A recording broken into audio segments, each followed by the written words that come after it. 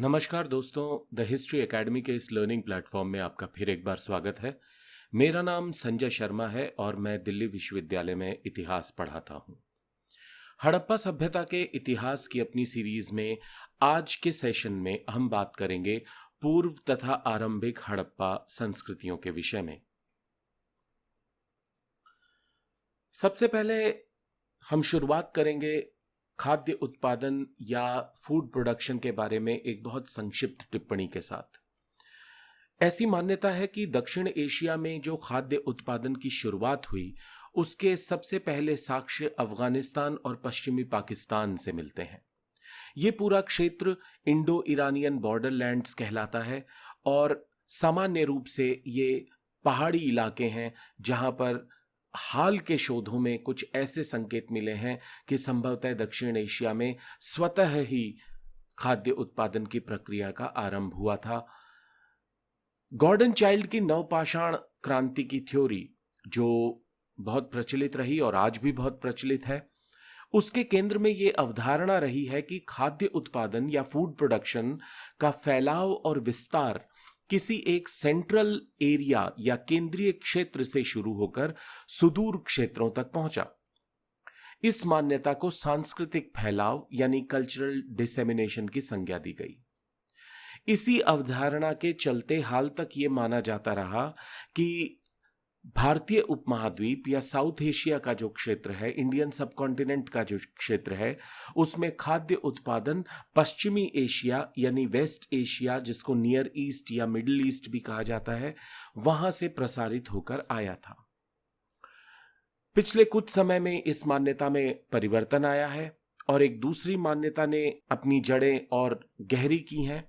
और दूसरी मान्यता के अनुसार खाद्य उत्पादन विश्व के अलग अलग हिस्सों में स्वतः ही, इसको अंग्रेजी में प्राइमरी जोन्स कहा जाता है, कि स्वतः ही स्वतंत्र रूप से अलग अलग क्षेत्रों में खाद्य उत्पादन की शुरुआत हुई। और ये बात ठीक है कि मध्य एशिया के क्षेत्र में ये सबसे पहले हुई संभवतः, लेकिन कल्चरल डिसेमिनेशन की थ्योरी को अब चुनौती दी जाने लगी है। तो अलग अलग क्षेत्रों में स्वतंत्र रूप से खाद्य उत्पादन की प्रक्रियाएं संभवतः शुरू हुई, लेकिन ये प्रक्रिया कैसे हुई, इसकी शुरुआत कैसे हुई, ये जो प्रश्न है ये आज भी जटिल बना हुआ है। इसके ठीक ढंग से सारे उत्तर आज भी हमें नहीं मिल पाए हैं। प्रसिद्ध आर्कियोलॉजिस्ट दिलीप चक्रवर्ती मानते हैं कि सिंधु घाटी और बलूचिस्तान की जो प्री हिस्टोरिक क्लाइमेटिक कंडीशंस हैं, जो प्रागैतिहासिक जलवायु स्थितियां हैं, उनके बारे में जो उपलब्ध डेटा है, जो साक्ष्य है, वो एक तो जटिल बहुत है और दूसरा अलग अलग किए गए शोधों से जो जानकारी मिल रही है उनमें अंतर भी बहुत है। पर फिर भी वो ये कहते हैं कि मोटे तौर पर ऐसा प्रतीत होता है कि बलूचिस्तान और पश्चिमी उत्तर प्रदेश के बीच का क्षेत्र, जिसमें जो शुरुआती कृषि के काल की अगर हम बात करें इन क्षेत्रों में, तो उस समय की जलवायु संभवतः आज की जलवायु से बहुत अधिक अलग या भिन्न नहीं रही होगी। खाद्य उत्पादन की उत्पत्ति और विकास के संदर्भ में जो दूसरा विषय महत्वपूर्ण है हम लोगों के लिए समझने के लिए, वो ये है कि पौधों और जानवरों को पालतू बनाए जाने की प्रक्रिया के जो शुरुआती पैटर्न है, उसके संदर्भ में इन प्रजातियों के जो जंगली प्रजनक हैं, जो उनकी वाइल्ड एंसेस्टर्स हैं, उनको उनके स्थानीय संदर्भों में देखा जाना और समझा जाना बहुत जरूरी है। जहां तक पश्चिम और दक्षिण एशिया की बात है, तो इन क्षेत्रों में जो सबसे पहले पालतू बनाए गए जीव थे, उनमें पौधों में जौ और गेहूं यानी बार्ले और वीट, और जानवरों में मवेशी यानी कैटल, भेड़, शीप और बकरी यानी गोट्स शामिल हैं। पिछली शताब्दी के सर्वेक्षणों से संकेत मिलते हैं कि गेहूं को छोड़कर जौ, मवेशी, भेड़ और बकरी, इन सभी की जंगली प्रजातियां जो थीं वो इंडो ईरानियन सीमावर्ती क्षेत्र यानी इंडो ईरानियन बॉर्डरलैंड के क्षेत्रों में मौजूद थी। कई इतिहासकारों, विशेष रूप से ग्रेगरी पॉसल का यह मानना है कि अफगान बलोच क्षेत्र तथा इंडो ईरानियन सीमावर्ती जो क्षेत्र है और इसके साथ साथ निकट पूर्व का जो क्षेत्र है, जिसको वेस्ट एशिया या मिडिल ईस्ट भी कहा जाता है, इन सभी क्षेत्रों के बीच पारिस्थितिक समानताएं हैं जो जंगली गेहूं और जौ के अस्तित्व के लिए अनुकूल हैं। इसका मतलब यह है कि वेस्ट एशिया या नियर ईस्ट के क्षेत्र की जो पारिस्थितिक स्थितियां थीं, वो स्थितियां इंडो ईरानियन बॉर्डरलैंड से मिलती जुलती थीं, और ये दोनों स्थितियां जो हैं वो जंगली गेहूं और जौ के अस्तित्व के लिए अनुकूल हैं। इस आधार पर पॉसल ये कहना चाहते हैं कि इस क्षेत्र में गेहूं की जंगली किस्मों के न होने का यह अर्थ नहीं लगाया जाना चाहिए कि बहुत अतीत में या बहुत प्राचीन समय में भी ये जंगली प्रजातियां अनुपस्थित थीं। तो हो सकता है कि प्राचीन समय में गेहूं की जंगली किस्में इस क्षेत्र में अस्तित्व में रही हों और कालांतर में धीरे धीरे वो यहां से गायब हो गई हों। बल्ख नदी पर उत्तरी अफगानिस्तान में एक शहर है अक कुप्रुक। इस शहर के पास पहाड़ी क्षेत्रों में 2 गुफा स्थलों में सन 1960 के आसपास एल ड्यूप्री के द्वारा खुदाई की गई, एक्सकेवेशंस किए गए, और इन एक्सकेवेशंस में भेड़ और बकरी को पालतू बनाने के साक्ष्य मिले हैं, और इन दोनों साक्ष्यों की जो तिथि है वो लगभग 10,000 ईसा पूर्व से 7,000 ईसा पूर्व के आसपास की मानी गई है। इन साक्ष्यों से इस बात की संभावनाएं बहुत बढ़ जाती हैं कि उत्तरी अफगानिस्तान का जो क्षेत्र है वो जानवरों और वनस्पति यानी कि एनिमल्स और प्लांट्स को पालतू बनाने का एक मौलिक स्थान था या एक प्राइमरी जोन था, जहां पर स्वतः अपने आप पालतूकरण की प्रक्रिया होने लग गई थी, अस्तित्व में आने लग गई थी।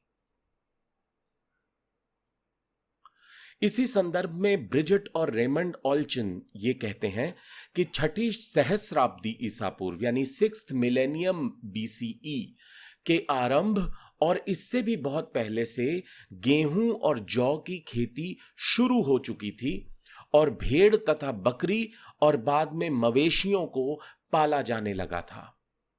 5000 ईसा पूर्व के आसपास एक ऐसे स्थायी कृषक समुदाय की आधारशिला रखी जा चुकी थी। स्थायी कृषक समुदाय मतलब sedentary agrarian community, sedentary agricultural community का एक आधारशिला रखी जा चुकी थी, जहां लोग कच्ची ईंटों यानी धूप में सुखाई गई ईंटों के आवासों में रहते थे, तांबे को गलाने की विधि से परिचित थे, परिष्कृत चित्रित मृदभांड बनाने की कला में दक्ष थे, और जिनके सुदूर क्षेत्रों से व्यापारिक संबंध थे। तो ये जो स्टेटमेंट है ब्रिजिट और रेमंड ऑल्चिन का, ये इस बात को रेखांकित करता है कि 6ठी सहस्राब्दी ईसा पूर्व के आसपास, जिसको सामान्य रूप से हम नवपाषाण या नियोलिथिक कॉन्टेक्स्ट में देखते हैं, उस संदर्भ में देखते हैं, उस समय से भी बहुत पहले गेहूं और जौ की खेती शुरू हो चुकी थी और जानवरों को पालतू बनाया जाना शुरू हो चुका था। तो अब हम बात करेंगे आरंभिक हड़प्पा संस्कृतियों के अलग अलग चरणों के विषय में, और ये पूरा जो डिस्कशन हम करने जा रहे हैं ये ब्रॉडली हमने ग्रेगरी पॉसल का जो एक ब्रॉड फ्रेमवर्क है, एक व्यापक संरचनात्मक ढांचा जो उन्होंने दिया है, जिसके माध्यम से हम आरंभिक हड़प्पा संस्कृतियों के अलग अलग चरणों को उनके कालक्रमिक संदर्भों में यानी क्रोनोलॉजिकल कॉन्टेक्स्ट में समझ सकते हैं, उसके आधार पर हमने किया है। तो इस विषय पर और डिटेल में बात करने से पहले हमें यह समझना पड़ेगा कि आगे के डिस्कशंस में हम जिन ज्योग्राफिकल एरियाज का जिक्र करेंगे, जिन भौगोलिक स्थानों की बात करेंगे, उनकी लोकेशन क्या है। तो ये मैप्स जो हैं ये आपको उनकी लोकेशन बताएंगे। जो मुख्य क्षेत्र हैं जिनकी हम बात करेंगे वो काछी मैदान है जो बलूचिस्तान के क्षेत्र में है और जहां पर बहुत महत्वपूर्ण साइट है मेहरगढ़। इसके अलावा क्वेटा घाटी जो बलूचिस्तान का ही हिस्सा है, यहाँ की महत्वपूर्ण साइट्स में किली गुल मोहम्मद और दम्ब सदात हैं। इससे थोड़ा सा अगर हम उत्तर में जाते हैं और पूर्व में जाते हैं तो हमें लोरलाई और झोब घाटियां देखने को मिलती हैं जो बलूचिस्तान का हिस्सा हैं, और इन क्षेत्रों में राणा गुंडाई और पेरियानो गुंडाई 2 महत्वपूर्ण साइट्स हैं। गोमल घाटी एक अन्य इंपॉर्टेंट एरिया है महत्वपूर्ण क्षेत्र है और यहाँ की जो महत्वपूर्ण साइट्स हैं वो है गुमला और रहमान ढेरी। दक्षिण बलूचिस्तान में बालाकोट, कुल्ली और नाल। एक और इम्पॉर्टेंट क्षेत्र है बन्नू क्षेत्र है, जो कि खैबर पख्तूनख्वा, जो एक समय में नॉर्थ वेस्टर्न फ्रंटियर प्रोविंस हुआ करता था पाकिस्तान में, वो क्षेत्र है और ये काफ़ी उत्तर में पड़ता है। यहाँ पर तरकाई किला और लेवान महत्वपूर्ण साइट्स हैं। पश्चिमी पंजाब या जिसको पाकिस्तानी पंजाब हम कहते हैं, उसमें सरायखोला और जलीलपुर 2 स्थान महत्वपूर्ण हैं। सिंध में आमरी और कोट दीजी, ये दोनों स्थान महत्वपूर्ण हैं।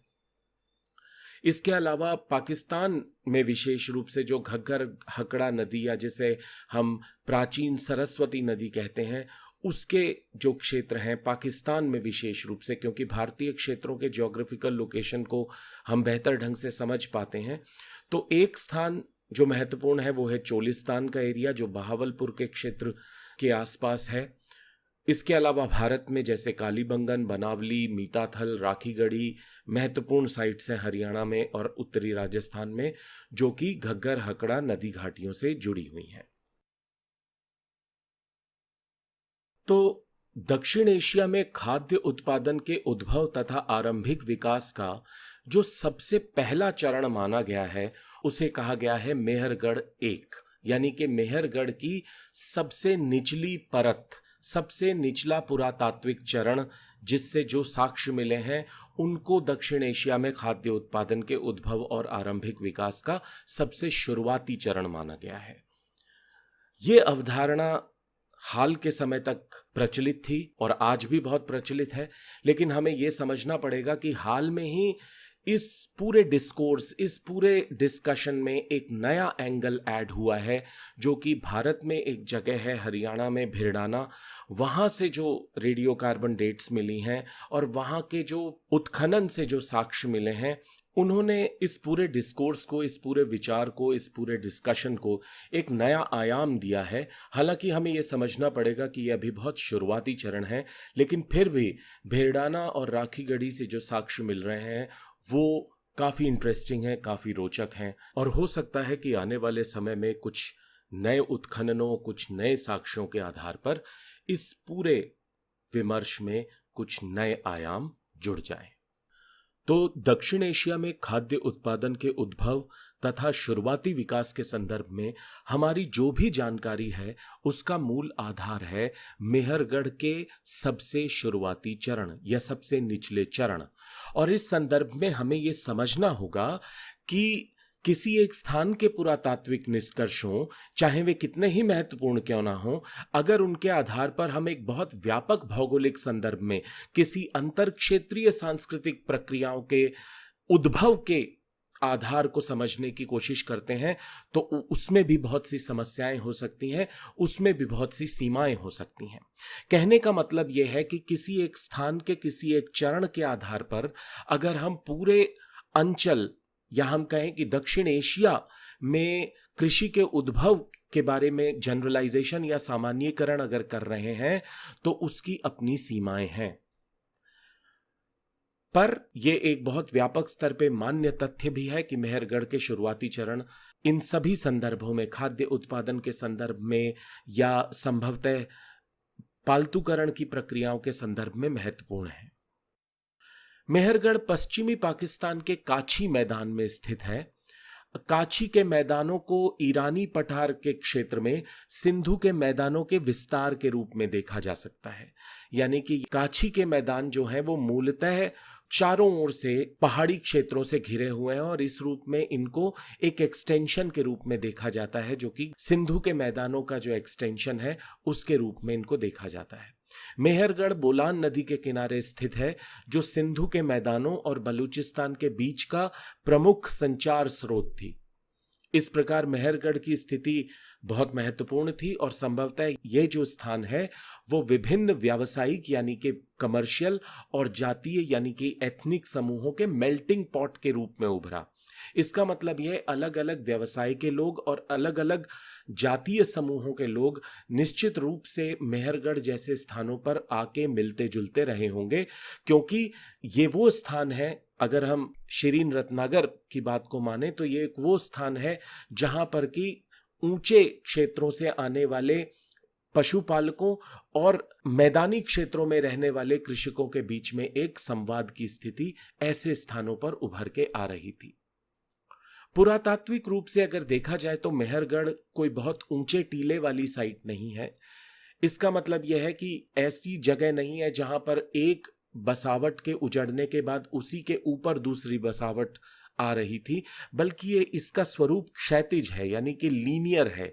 इसका मतलब यह है कि एक बसावट के उजड़ने के बाद उससे कुछ हट के आसपास दूसरी बसावट आ रही थी और इस तरीके से यह पूरा क्षेत्र 1/2 किलोमीटर के विन्यास में फैला हुआ था। मेहरगढ़ का जो सबसे निचला चरण है, जो सबसे प्राचीन चरण है, वो एसिरेमिक है या मृदभांड रहित है। उसमें 4 से 6 कमरों वाले कच्ची ईंटों यानी धूप में सुखाई गई ईंटों से बने आवासों के साक्ष्य मिले हैं। फर्श पर लकड़ी की बेत की छापें हैं, यानी कि रीड इंप्रेशंस हैं। चूल्हे मिले हैं। छत से प्रवेश द्वार के साथ कई खंडों में विभाजित कमरे या संरचनाएं मिली हैं। तो इसका मतलब यह है कि इन संरचनाओं में जो एंट्री थी वो जमीन से या किसी एक दीवार में दरवाजा जैसा बनाकर नहीं थी, बल्कि वो छत के माध्यम से थी। और इसमें 3 मीटर ऊंची दीवारें भी माना गया है कि संभवतः यहां पर बनाई गई थी। मेहरगढ़ एक यानी सबसे शुरुआती चरण की जो प्रौद्योगिकी या टेक्नोलॉजी थी, उसके संदर्भ में अगर हम बात करें तो हम देखते हैं कि यहाँ तांबा स्थानीय रूप से उपलब्ध था। पत्थर के औजार बनाने के लिए बोलान नदी से कंकड़ों को निकाला जाता था, पेबल्स को निकाला जाता था और उनसे स्टोन टूल्स या पत्थर के औजार बनाए जाते थे।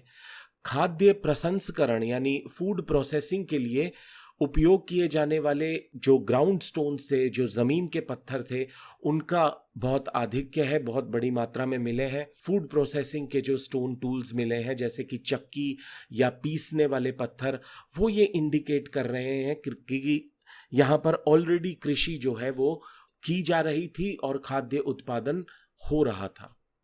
यहाँ पर चूंकि सिरेमिक्स या मृदभांड नहीं मिले हैं, पर यहाँ पर हमें ऐसी टोकरियां मिल रही हैं जिनमें बिट्यूमन का लेप किया गया था। बिट्यूमन एक ऐसा पदार्थ होता है जो कि किसी भी सतह को वाटरप्रूफ बना देता है। तो ऐसी स्थिति में इन टोकरियों को एक मृदभांड के ऑल्टरनेटिव की तरह देखा जा सकता है। यहाँ पर कैल्साइट के मनके और सीपी या शंख से बनी चूड़ियां भी मिली हैं। जहां तक इस चरण के जीविकोपार्जन यानी सबसिस्टेंस के साक्ष्यों की बात करें अगर, तो इस चरण से पर्याप्त मात्रा में प्राक वानस्पतिक यानी पैलियोबोटानिकल साक्ष्य प्राप्त हुए हैं। जो महत्वपूर्ण अनाजों के साक्ष्य मिले हैं उनमें नेकेड 6 रो जौ की किस्म यानी बार्ले की किस्म, गेहूं की पालतू प्रजातियों में एमर, आइनकॉर्न और फ्री थ्रेशिंग हार्ड ड्यूरम प्रजातियां मिली हैं। जानवरों में बारहसिंगा, स्वैम्प हिरण, नीलगाय, ब्लैक बक, जंगली गधा, चित्तीदार हिरण, जल भैंस यानी वाटर बफेलो, भेड़ और बकरी, मवेशी, सूअर और हाथी महत्वपूर्ण है। मछली और पक्षियों जैसे जानवरों की अल्प मात्रा या बहुत कम मात्रा यहां दिखाई देती है।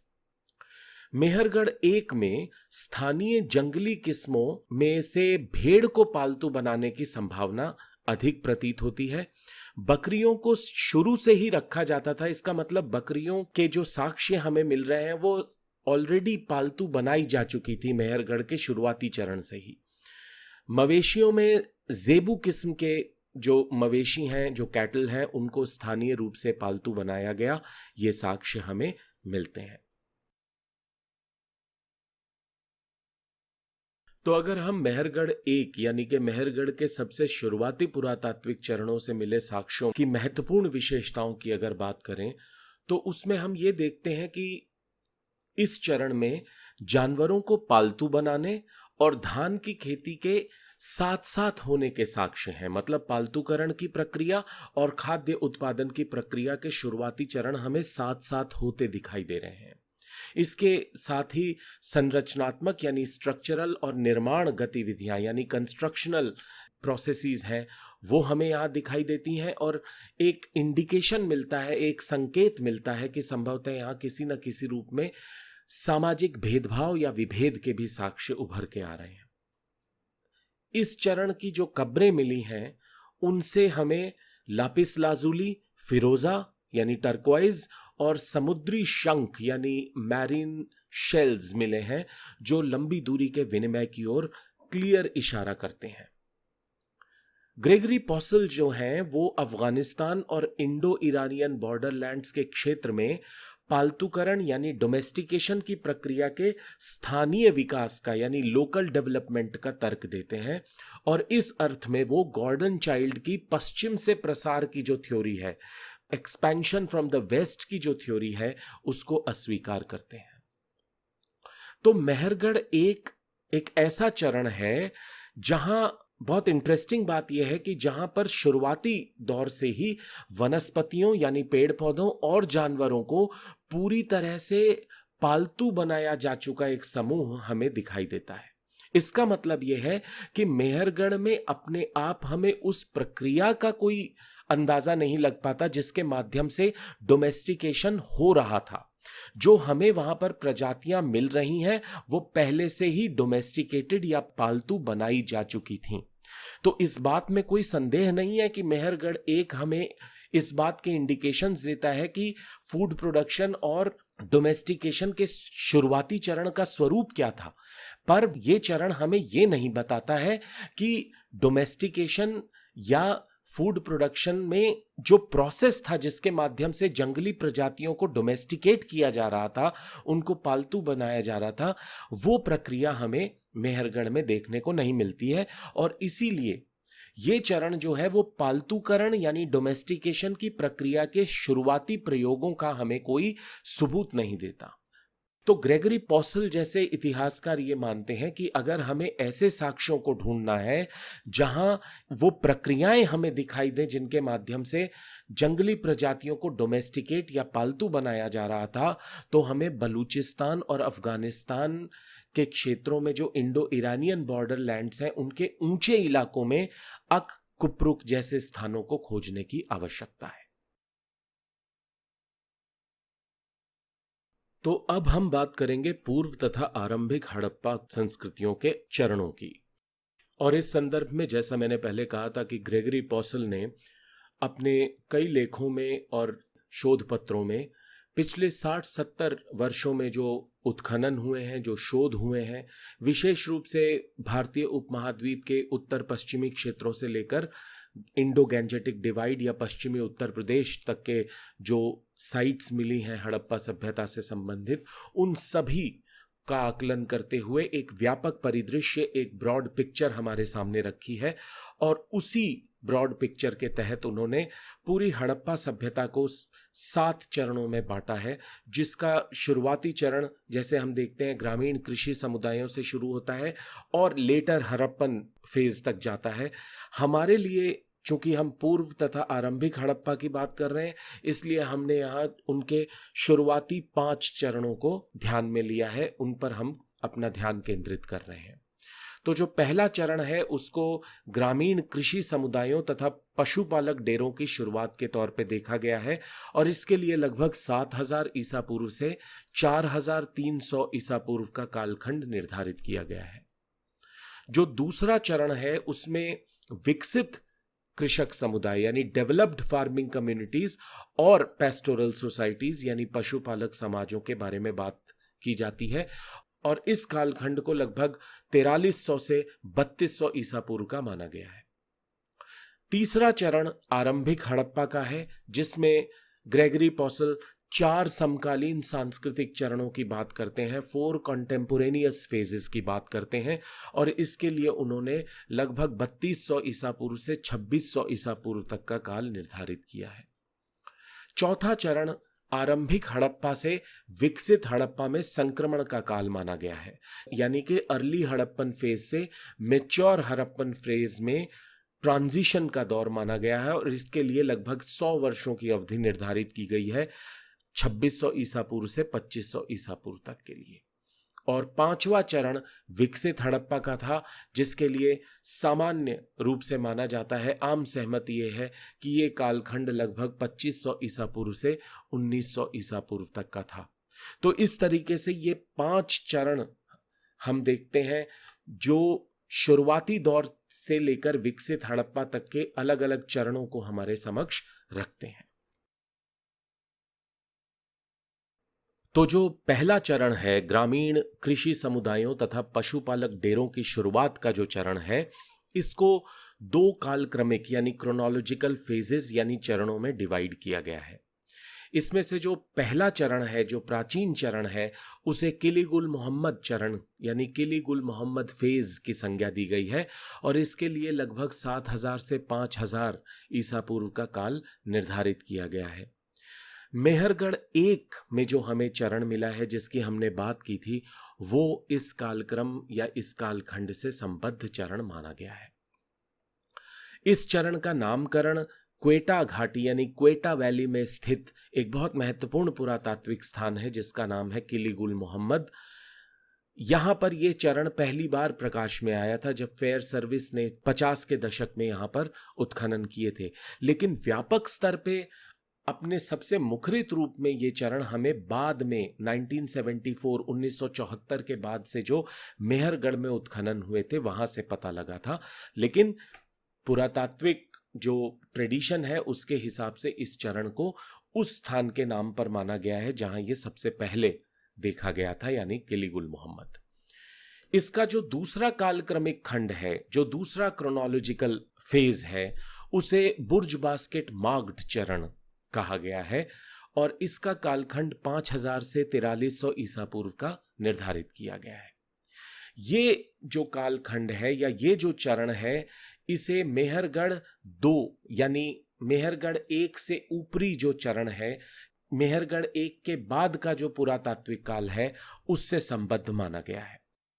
इस चरण से हमको हैंडमेड या हस्त निर्मित मृदभांड मिलते हैं, विशेष रूप से मेहरगढ़ 2 में, और ये मृदभांड हमें किलीगुल मोहम्मद से नहीं मिले हैं, परंतु इससे मिलते जुलते मृदभांड हमें ईरान के पठार की दूसरी ओर, दूसरी तरफ जैग्रॉस माउंटेन्स या जैग्रॉस की पहाड़ियों में मिलते हैं, उस क्षेत्र तक मिलते हैं और उन्हें जो है लगभग 5500 ईसा पूर्व का माना गया है। तो उस हिसाब से हमें मेहरगढ़ 2 से मिले जो मृदभांड हैं उनका दिनांकन करने में कुछ आसानी हो सकती है।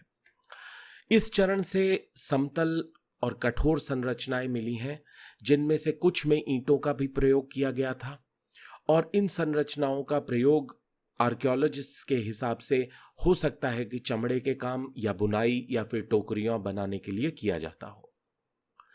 चरण 2 में मेहरगढ़ से कुछ बीजों की पहचान हुई है, कपास के बीजों से। तो कपास की शुरुआत हो सकता है कि इस चरण से हुई हो।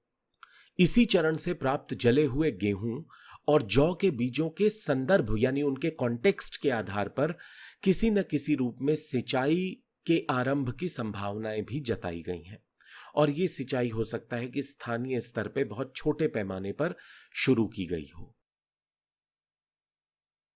तो चरण 1 की बसावट शैली या सेटलमेंट पैटर्न के बारे में ग्रेगरी पॉसल ये बताते हैं कि किलीगुल मोहम्मद चरण से संबद्ध लगभग 20 पुरातात्विक स्थल मिले हैं, जिनका अनुमानित औसत विस्तार यानी एस्टिमेटेड एवरेज एक्सपेंशन 2 से 3 हेक्टेयर का माना गया है। बुर्ज बास्केट मार्ग्ड चरण से संबद्ध लगभग 33 स्थल मिले हैं और इनका अनुमानित औसत विस्तार भी 2 से 3 हेक्टेयर का माना गया है। जैसा कि आप मानचित्र में भी देख सकते हैं कि चरण 1 के जो मुख्य स्थान हैं वो मूलतः बलूचिस्तान और खैबर पख्तूनख्वा की जो पहाड़ियां हैं और उनकी जो तलहटियां हैं उनके पठारी क्षेत्रों तक मिलते हैं।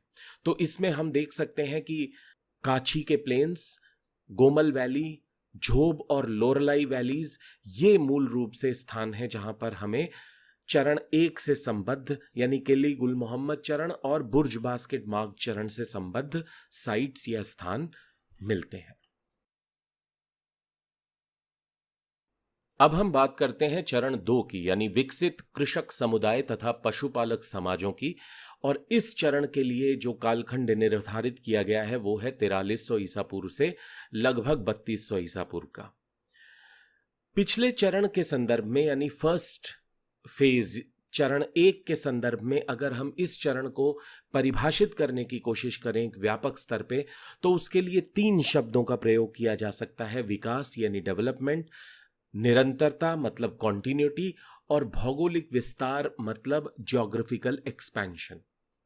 तो इस चरण में हम जीवन शैली के विकास, उसकी निरंतरता और उसके व्यापक भौगोलिक विस्तार की बात करते हैं। इस चरण को 3 हिस्सों में विभाजित किया गया है। इनमें से 2 हिस्से समकालीन हैं और इस लिहाज से इन 3 हिस्सों को हम 2 कालक्रमिक खंडों में बांट सकते हैं, क्रोनोलॉजिकल फेजेस में डिवाइड कर सकते हैं। जो शुरुआती चरण है सेकंड फेज का या दूसरे चरण का, उसे तोगाऊ चरण कहा गया है और इसके लिए 4300 ईसा पूर्व से 3800 ईसा पूर्व की काल तिथियां निर्धारित की गई हैं। जो 2 समकालीन उपचरण हैं या फेजेस हैं, उनमें से एक को केची बेग चरण कहा गया है, जो लगभग 3800 ईसा पूर्व से 3200 ईसा पूर्व तक अस्तित्व में रहा, और दूसरे समकालीन चरण को हकड़ा मृदभांड चरण की संज्ञा दी गई है, जो केची बेग की तरह ही उसी के समकालीन रहा, लगभग 3800 ईसा पूर्व से 3200 ईसा पूर्व तक। तो अब हम बात करते हैं तोगाऊ चरण की, यानी लगभग 4300 से 3800 ईसा पूर्व के सांस्कृतिक चरण की। मेहरगढ़ 3 को, यानी 1 की हमने बात की, उसके बाद 2 और अब मेहरगढ़ 3 को तोगाऊ चरण के रूप में पहचाना गया है। तोगाऊ चरण से संबद्ध स्थानों में से केवल मेहरगढ़ 3 में ही 125 कब्रें मिली हैं, जिनमें से 99 का उत्खनन किया गया है, 99 को एक्सकेवेट किया गया है। कंकालों के अध्ययन के आधार पर यह तर्क दिया गया है कि मेहरगढ़ 3 यानी तोगाऊ चरण के निवासी पश्चिम में ईरानी पठार और पश्चिम एशिया के लोगों से बहुत मिलते जुलते प्रतीत होते हैं। यानी एथनिक दृष्टि से, नृजातीय स्वरूप को अगर हम देखें तो उसमें ये जो कब्रें हैं, इनसे हमें ये इंडिकेशन मिलता है कि जो ये लोग थे ये पश्चिम एशिया और ईरानी पठार के क्षेत्रों के लोगों से मिलते जुलते थे। जो हमें मेहरगढ़ 1 में जो कब्रें मिली हैं, जिनके साथ लापिस लाजुली जैसे पत्थर मिले हैं, उन कब्रों के अध्ययनों में ऐसी समानताएं देखने को नहीं मिली हैं। चरण 1 की तुलना में इस चरण में कब्रों के नए प्रकार और शैलियां भी देखने को मिलती हैं, जैसे कि सामुदायिक कब्रें यानी कम्युनिटी बरियल्स।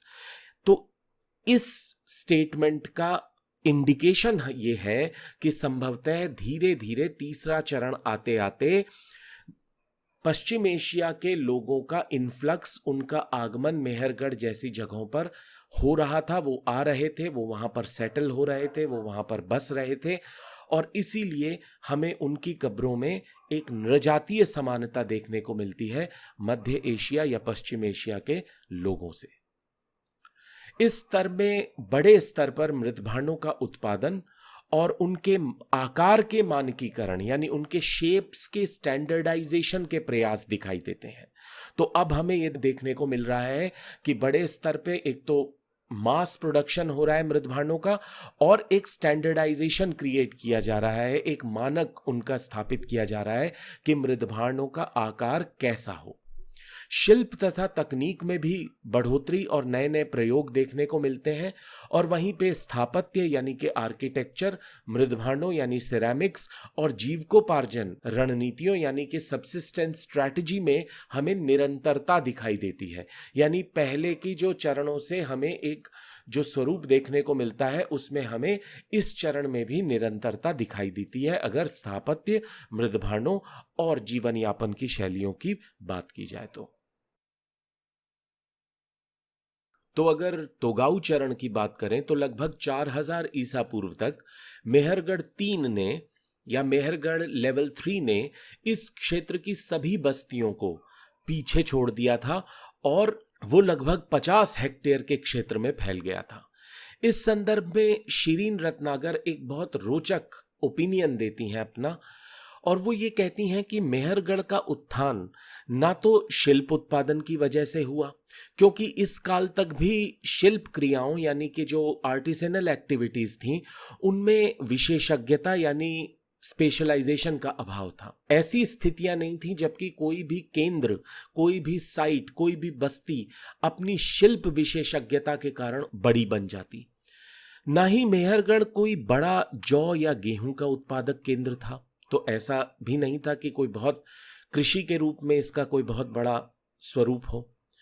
पर वो ये मानती हैं कि एक बड़ी और समृद्ध बस्ती के रूप में मेहरगढ़ का उत्थान इसकी रणनीतिक अवस्था यानी स्ट्रैटेजिक लोकेशन के कारण हुआ था, जहां क्वेटा और लोरलाई के ऊंचे क्षेत्रों से लगातार पशुपालक आते रहते थे।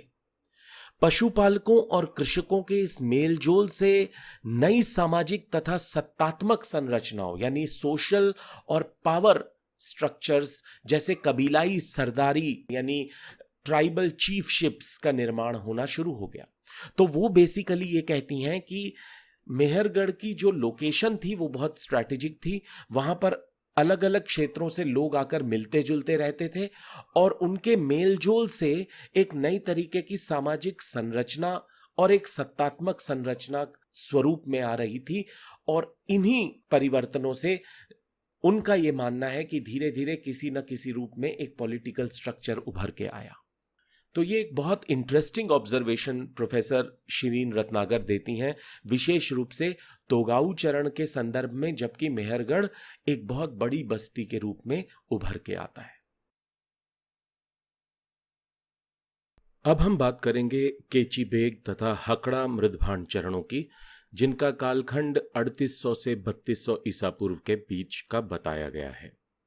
ये दोनों चरण समकालीन थे और अपने पूर्ववर्ती चरणों यानी अपने पहले से चरणों के संदर्भ में उस समय से जारी विकास और तकनीक के और विस्तार को ये चरण दर्शाते हैं।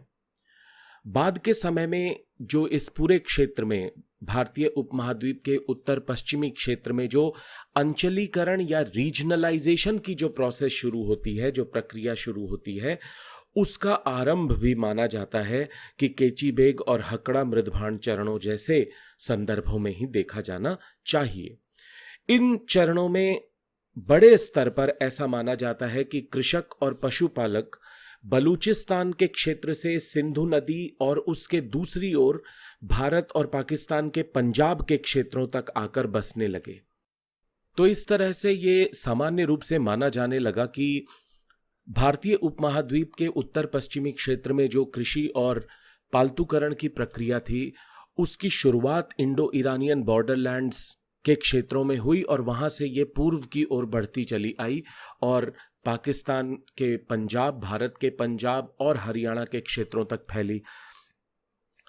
पर जैसे हमने बात की है कि हाल में जो हरियाणा में हुए उत्खनन हैं, उन्होंने इस मान्यता को बहुत सीरियस तरीके से चुनौती दी है, इस पर प्रश्न चिन्ह लगा दिया है और इसके बारे में हम आगे बात करेंगे।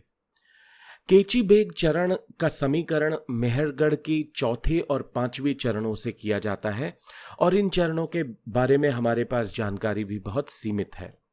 पारंपरिक रूप से हकड़ा मृदभांड चरण जो है उसको मुख्यतः पाकिस्तान के चोलिस्तान क्षेत्र, जो बहावलपुर के आसपास का रेगिस्तानी क्षेत्र है, उसको चोलिस्तान कहा जाता है और उस क्षेत्र से जोड़ा जाता है। हकड़ा मृदभांडों की जो एक व्यापक ग्रुपिंग है, जो एक समूह है, उसमें कई अलग अलग परंपराओं को जगह मिलती है, जैसे कि मेहरगढ़ के मृदभांड, शेरी खान तरकाई के मृदभांड, अंजीरा और कोटदीजी से प्राप्त मृदभांड। तो इन सभी मृदभांडों की जो अलग अलग परंपराएं हैं, उनको सामूहिक रूप से हकड़ा मृदभांडों की श्रेणी में जगह मिलती है। चोलिस्तान के किसी स्थान का उत्खनन नहीं हुआ है, हालांकि रफीक मुगल ने यहाँ पर गहन अन्वेषण किए हैं, पर हड़प्पा और जलीलपुर ये दो पंजाब के क्षेत्र की साइट्स हैं, पाकिस्तानी पंजाब के क्षेत्र की साइट्स हैं और इन दोनों जगहों पर हकड़ा मृदभांड चरण प्रकाश में आया है। या हम ये कह सकते हैं कि हाल में भारत के भिरडाना जैसे जगहों पर हुए उत्खननों में भी हकड़ा मृदभांड प्रकाश में आए हैं। हकड़ा मृदभांड स्थलों में से 54 अस्थायी डेरों यानी कि टेम्परेरी कैंप साइट्स के रूप में चिन्हित किए गए हैं, जिनका प्रयोग पशुपालक चरवाहों द्वारा किया जाता होगा। विशेष रूप से इन स्थानों से बड़ी संख्या में सूक्ष्म पाषाण औजार मिले हैं, यानी कि माइक्रोलिथिक टूल्स मिले हैं। और 54 अस्थायी डेरों के विपरीत लगभग 49 कृषक बस्तियां भी प्रकाश में आई हैं। तो हकड़ा मृदभांड से जुड़े स्थलों में ज्यादा नंबर ऐसे स्थानों का है जो कि पशुपालकों द्वारा, चरवाहों द्वारा अस्थायी कैंप साइट्स या टेम्परेरी कैंप साइट्स के तौर पे यूज किए जाते थे। अब हम बात करते हैं चरण 2 की बसावट शैली यानी कि सेटलमेंट पैटर्न की। यह मानचित्र हमें दिखाता है कि किस तरह से चरण 2 में पूरे क्षेत्र में पुरातात्विक स्थलों का जमावड़ा था, उनका फैलाव था, उनका विस्तार था। तोगाऊ चरण से संबद्ध 84 स्थान पहचाने गए हैं और इनका औसत विस्तार 3.5 हेक्टेयर का है। इनमें से अधिकांश स्थान बलूचिस्तान में स्थित हैं। केचीबेग चरण के बारे में यह माना गया है कि इनकी संख्या 84 है और औसत विस्तार हरेक साइट का 3.63 हेक्टेयर का है। हकड़ा मृदभांड चरण से जुड़े 126 स्थान मिले हैं और इनका औसत विस्तार 6.69 हेक्टेयर का है। 279 स्थानों पर केचीबेग और हकड़ा मृदभांड दोनों चरण प्राप्त हुए हैं तथा ऐसे स्थानों का औसत विस्तार 5.44 हेक्टेयर माना गया है। और जैसा कि हम इस मानचित्र में देख सकते हैं कि चरण 1 की तुलना में इस चरण में ग्रामीण बस्तियों का फैलाव, उनका विस्तार भी अधिक था। ऐसा प्रतीत होता है कि उनका घनत्व भी अधिक है और जो डेटा यहां पर दिया गया है उसके अनुसार यह भी स्पष्ट हो जाता है कि हर साइट का जो औसत विस्तार था, उसका जो फैलाव था, वो पहले से कहीं अधिक था। ये बात भी स्पष्ट हो जाती है कि हकड़ा मृदभांड चरण से जुड़े स्थानों का औसत विस्तार सबसे अधिक प्रतीत होता है। अब हम बात करते हैं चरण 3 की, जिसे आरंभिक हड़प्पा के नाम से जाना गया है। जैसा हमने पहले देखा था कि चरण 3 में हम 4 अलग अलग आंचलिक संस्कृतियों की बात करते हैं जो कि एक दूसरे के समकालीन थीं। इन चारों चरणों का नामकरण इस प्रकार किया गया है: आमरी नाल चरण, कोटदिजी चरण, दम्बसदात चरण और सोथी सीसवाल चरण। इनमें से आमरी नाल चरण का कालक्रम 3200 ईसा पूर्व से 2800 ईसा पूर्व का आंका गया है, जबकि बाकी 3 को लगभग 3200 ईसा पूर्व से लेकर 2600 ईसा पूर्व तक का माना गया है।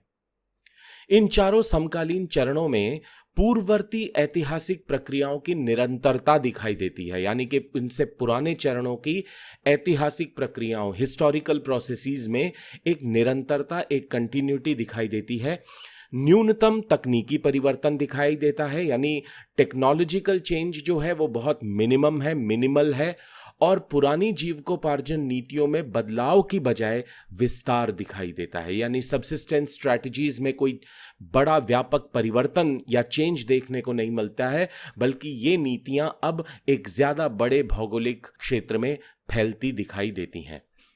ये चारों संस्कृतियां आरंभिक हड़प्पा के संदर्भ में इस पूरे क्षेत्र में आंचलिक संस्कृतियों के उद्भव की भी द्योतक हैं। सबसे पहले हम बात करेंगे आमरी नाल चरण की, जिसका कालखंड 3200 ईसा पूर्व से 2800 ईसा पूर्व तक का माना गया है। आमरी नाल चरण से संबद्ध बस्तियां बलूचिस्तान, सिंध और यहां तक कि उत्तरी गुजरात में भी विद्यमान पाई गई हैं। सिंध और बलूचिस्तान के स्थानों से मिले पुरावशेष क्रमशः आमरी और नाल से मिले पुरावशेषों से मेल खाते हैं। इसका मतलब यह हुआ कि आमरी से जो पुरावस्तुएं मिली हैं, जो पुरावशेष मिले हैं, जो आर्टिफैक्ट्स मिले हैं, वो सिंध के स्थानों से ज्यादा मेल खाते हैं, और नाल से जो आर्टिफैक्ट्स मिले हैं वो बलूचिस्तान में जो इस चरण से संबद्ध स्थान हैं उनमें ज्यादा मिले हैं। जहां तक आम्री मृदभांडों का सवाल है, ये ठोस हैं, लाल से पांडु या बादामी रंग के हैं, यानी from red to buff coloured. इनमें लाल या बादामी रंग के लेप यानी स्लिप लगाई जाती थी और उसके ऊपर काले रंग से इन पे पेंटिंग की जाती थी। शुरुआती दौर में इनमें ज्योमेट्रिक डिजाइन्स देखने को मिलते हैं, ज्यामितीय डिजाइन देखने को मिलते हैं। फिर बाद में हमें इन पे वक्रीय यानी कर्वीलिनियर डिजाइन्स भी देखने को मिलते हैं। इनकी शेप्स में जो सबसे ज्यादा प्रचलित शेप थी, जो इनका स्वरूप था, वो चौड़े मुंह के कटोरे और जार, बड़े बर्तन हमें ज्यादा देखने को मिलते हैं। इनके साथ साथ हमें बड़े आकार के कलश भी यहां देखने को मिलते हैं, जिनका जो रिम या किनारा होता था वो लगभग न के बराबर होता था। नाल मृदभांड बहुत आकर्षक माने जाते हैं। ये पांडु यानी बफ कलर से गुलाबी यानी पिंक कलर के होते थे। इनके ऊपर हल्के पांडु या हल्के लाल रंग का लेप यानी स्लिप लगाई जाती थी। इनमें जो ज्यादा बड़े प्रोमिनेंट, ज्यादा महत्वपूर्ण जो इनमें शेप्स थी, उसमें कनस्तर और सीधे आकार के कटोरे सम्मिलित थे। इनमें से कई ऐसे उदाहरण हमें मिलते हैं जिन पर काले रंग के लेप पर सफेद रंग से पेंटिंग की गई थी, यानी ब्लैक स्लिप के ऊपर व्हाइट कलर से पेंटिंग की गई थी।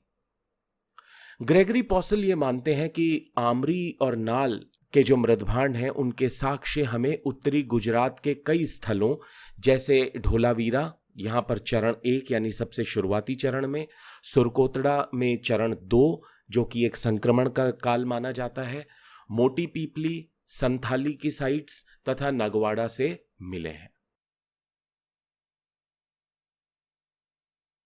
अगर हम आमरी नाल चरण की बसावट शैली यानी सेटलमेंट पैटर्न की बात करते हैं तो हम ये देखते हैं कि आमरी नाल चरण से संबद्ध लगभग 164 स्थान प्रकाश में आए हैं और इनमें से लगभग 88 स्थानों के अनुमानित आकार का यानी एस्टिमेटेड एरिया का हमें पता है।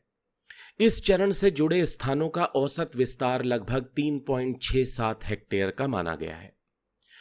आमरी नाल चरण को बलूचिस्तान और सिंध के क्षेत्रों में जनसंख्या वृद्धि तथा तटीय क्षेत्रों यानी कोस्टल एरियाज और उत्तरी गुजरात, नॉर्दर्न गुजरात की ओर सांस्कृतिक फैलाव यानी कि कल्चरल डिसेमिनेशन के तौर पर देखा जा सकता है।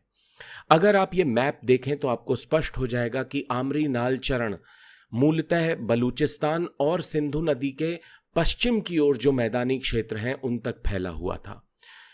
पहले के चरणों की तुलना में इस क्षेत्र में हम ये पाते हैं कि साइट्स का घनत्व और ज्यादा बढ़ा हुआ दिखाई देता है। नंबर ऑफ साइट्स यानी बस्तियों की संख्या भी बढ़ी हुई दिखाई देती है।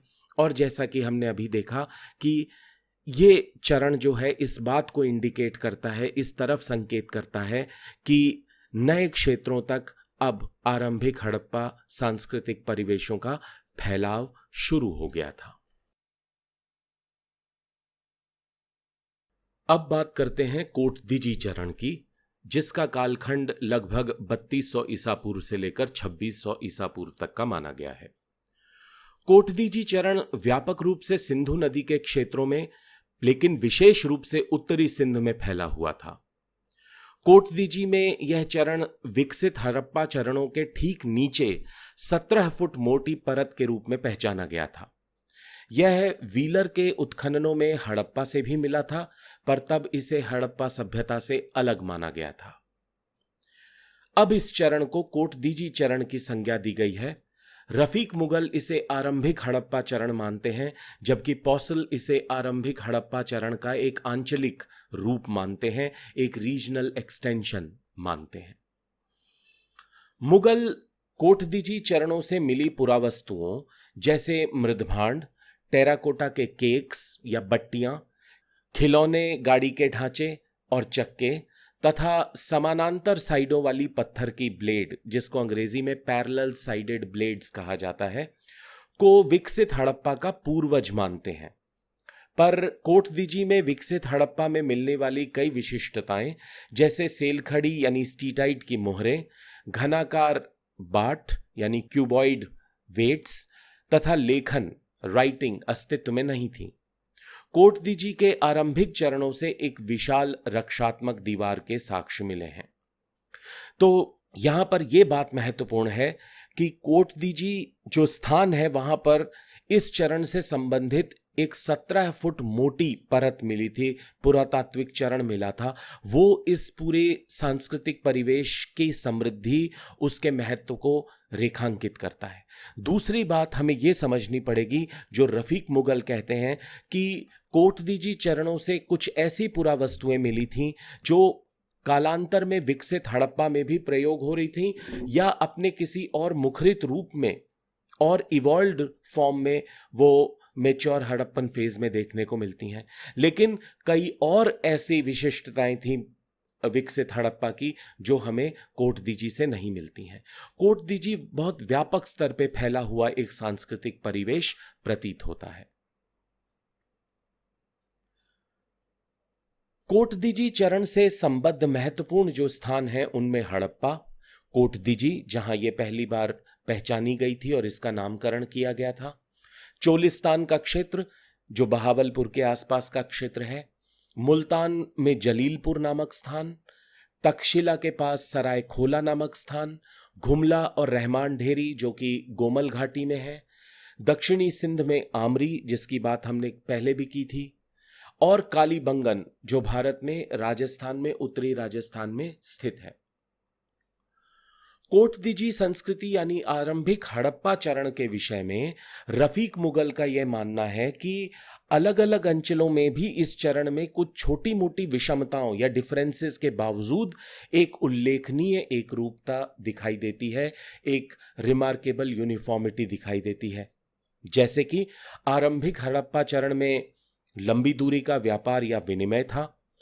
रहमान ढेरी, सरायखोला तथा जलीलपुर आदि स्थानों से लापिस लाजुली मिला है, और ये एक ऐसा पत्थर है जो इस पूरे क्षेत्र में स्थानीय रूप से उपलब्ध नहीं है, और इसको सेंट्रल एशिया यानी मध्य एशिया के क्षेत्रों से, खासतौर पे बदख्शां से इसको लाया जाता था। इसके अलावा मोहनजोदड़ो के शुरुआती चरणों से मिला एक उकेरा गया सेलखड़ी यानी स्टीटाइट का बर्तन जो ईरान और मेसोपोटामिया से संबंध दर्शाता है, और साथ ही बुर्जाहोम जो कि कश्मीर की एक बहुत महत्वपूर्ण नवपाषाण साइट है, उसके नवपाषाण चरणों से एक कोटदीजी प्रकार का चित्रित मृदभांड मिला है जो मनकों से भरा हुआ था। तो रफीक मुगल के अनुसार ये सभी साक्ष्य इस ओर इशारा करते हैं कि आरंभिक हड़प्पा चरण में लंबी दूरी के व्यापार या विनिमय का अस्तित्व था। मुगल के अनुसार आरंभिक हड़प्पा और विकसित हड़प्पा के बीच कोई सांस्कृतिक अवरोध दिखाई नहीं पड़ता है। यहां हमें समझना पड़ेगा कि रफीक मुगल कल्चरल कॉन्टिन्यूटी की बात कर रहे हैं, वो आर्कियोलॉजिकल कंटिन्यूटी की बात नहीं कर रहे हैं, वो सांस्कृतिक निरंतरता की बात कर रहे हैं।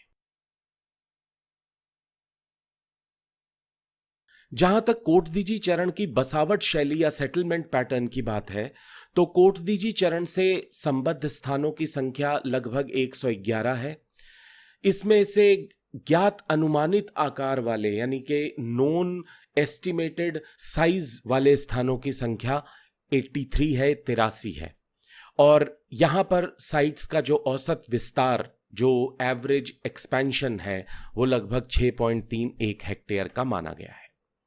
अगर आप ये मानचित्र देखते हैं तो आप देख सकते हैं कि जहां आमरी नाल चरण मूल रूप से बलूचिस्तान और कहें तो दक्षिणी भाग में इस सबकॉन्टिनेंट के उत्तर पश्चिमी क्षेत्र के दक्षिणी हिस्से की ओर संकेंद्रित है, कॉन्सेंट्रेटेड है, कोटदीजी कहीं ज्यादा फैला हुआ सांस्कृतिक चरण प्रतीत होता है। और इन साइट्स का जहां पर कोटदीजी चरण मिला है, उस चरण का जो विस्तार है, जो एवरेज एक्सपेंशन है, वो भी 6.31 हेक्टेयर है, जो काफी बड़ा प्रतीत होता है।